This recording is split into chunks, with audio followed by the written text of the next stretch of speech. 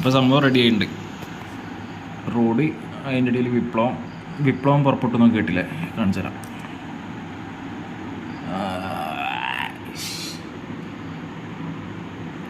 Quality ഒക്കെ ഇതെങ്ങനെ ചെയ്തതെന്ന് ഞാൻ പറഞ്ഞുതരാം. ഫസ്റ്റ് FSpy എന്ന് പറഞ്ഞിട്ടുള്ളൊരു സോഫ്റ്റ്വെയർ ഉണ്ട്. അത് വെച്ചിട്ട് നമ്മൾ X-ആക്സും Y-ആക്സും മാർക്ക് ചെയ്തിട്ട് ഒരു ഇമേജ് അതിൽ നിന്ന് ക്രിയേറ്റ് ചെയ്തിട്ട് സേവ് ചെയ്തിട്ട് അത് ബ്ലെൻഡറിൽ ഇട്ട് കഴിഞ്ഞാൽ കറക്റ്റ് പ്ലെയിനനുസരിച്ച് വരും. പിന്നെ നമ്മൾ രണ്ടാമത് ചെയ്തിട്ടുള്ളത് ആ കാണുന്ന ഫോട്ടോൻ്റെ അടിയത്തെ ടെറൈൻ പോലെ ടെക്സ്റ്ററൊക്കെ കൊടുത്തു കഴിഞ്ഞിട്ട് ടെറൈൻ ക്രിയേറ്റ് ചെയ്യുക. അത് how to make a terrain എന്ന് യൂട്യൂബിൽ അടിച്ചെടുത്താൽ കിട്ടുന്നതായിരിക്കും.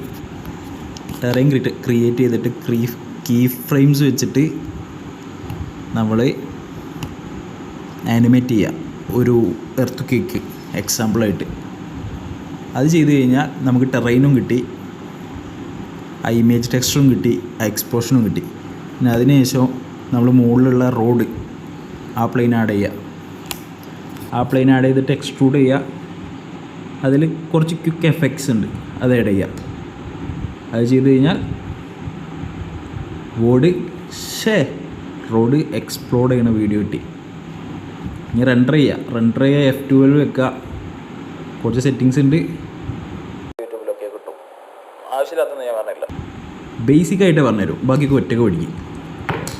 എന്നിട്ട് അല്ലെങ്കിൽ റെൻഡർ എന്ന് പറഞ്ഞിട്ട് അവിടെ പോയിട്ട് റെൻഡർ അനിമേറ്റ് കൊടുക്കുക. അത്രയേ ഉള്ളൂ. Thank you.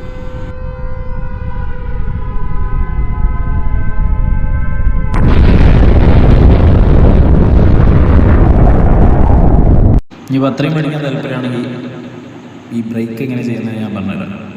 ഒബ്ജക്റ്റ് പോവുക, ക്വിക്ക് എഫക്ട്സ് ഇടുക, ക്വിക്ക് എക്സ്പ്ലോഡ് എടുക്കുക, പൊട്ടിത്തെറിപ്പിക്കുക.